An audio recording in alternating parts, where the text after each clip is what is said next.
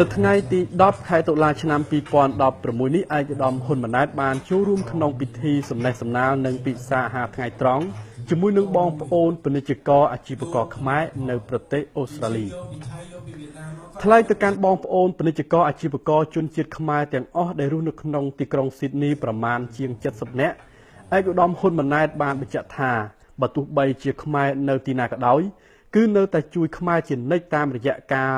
មកវិនិយោគដែលនាំមកនូវការអភិវឌ្ឍដល់ប្រទេសឯកឧត្តមបានបន្ថែមថាកន្លងមកមានព័ត៌មានអវិជ្ជមានមួយចំនួនពីកម្ពុជាប៉ុន្តែតាមការពិតរាជរដ្ឋាភិបាលក៏ដូចជាក្រសួងពាណិជ្ជកម្មបានខិតខំបង្កើតនូវយន្តការជាច្រើនដើម្បីសម្រួលឲ្យបរិយាកាសល្អក្នុងការវិនិយោគនៅឯក្រៅប្រទេសនេះឱកាសនោះផងដែរឯកឧត្តមក៏បានស្នើឲ្យពាណិជ្ជករអាជីវករខ្មែរនៅប្រទេសអូស្ត្រាលីទាំងអស់សូមទៅលេងនៅស្រុកកំណើតដើម្បីស្វែងរកឱកាសវិនិយោគនៅកម្ពុជានៅក្នុងបរិយាកាសរីករាយនិងស្និទ្ធស្នាលនោះប្រជាពលរដ្ឋខ្មែរលោកលឹមសំអាតតំណាងខ្មែរនៅអូស្ត្រាលីមានមោទនភាពនិងសេចក្តីរីករាយក្រៃលែងដែលបានមកជួបសំណេះសំណាលជាមួយនឹងឯកឧត្តមហ៊ុនម៉ាណែតដែលឯកឧត្តមបាននាំយកនៅព័ត៌មានពីប្រទេសកម្ពុជាជាពិសេសសក្តានុពលនៃការអភិវឌ្ឍវិស័យវិនិយោគការអភិវឌ្ឍវិស័យជាច្រើនទៀតដូចជាវិស័យឧស្សាហកម្មវិស័យទេសចរណ៍រួមទាំងវិស័យផ្សេងៗជាច្រើនទៀតនៅក្នុងបរិយាកាសនោះបងប្អូនអាជីវករដែលរស់នៅក្នុងប្រទេសអូស្ត្រាលីមានចំណាប់អារម្មណ៍យ៉ាងរីករាយ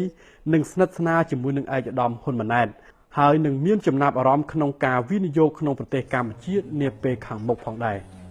បងប្អូនប្រជាពលរដ្ឋខ្មែរយើងនៅទីក្រុងស៊ីដនីនេះហើយក៏ដូចជាមិត្តភ័ក្តិខ្លះដែលនៅ state ផ្សេងៗក៏មានចំណាប់អារម្មណ៍ច្រើនជាងពិសេសគឺបញ្ហាគឺវិស័យទេសចរដែលពួកគាត់តែងតែរំពឹងថាទេសចរនៅប្រទេសកម្ពុជានឹងមានការកើនឡើងច្រើនមិនមែនតែវិស័យទេសចរទេគឺពិសេសគឺការនាំចូលពីប្រទេសខ្មែរដូចជាអង្ករពេលបច្ចុប្បន្ននេះគឺឃើញថាផលិតអង្កររបស់ខ្មែរយើងដូចជាgreen rice ឃើញថាចូលទៅក្នុងប្រទេសអូស្ត្រាលីច្រើនណាស់បាទខ្ញុំយល់ឃើញថា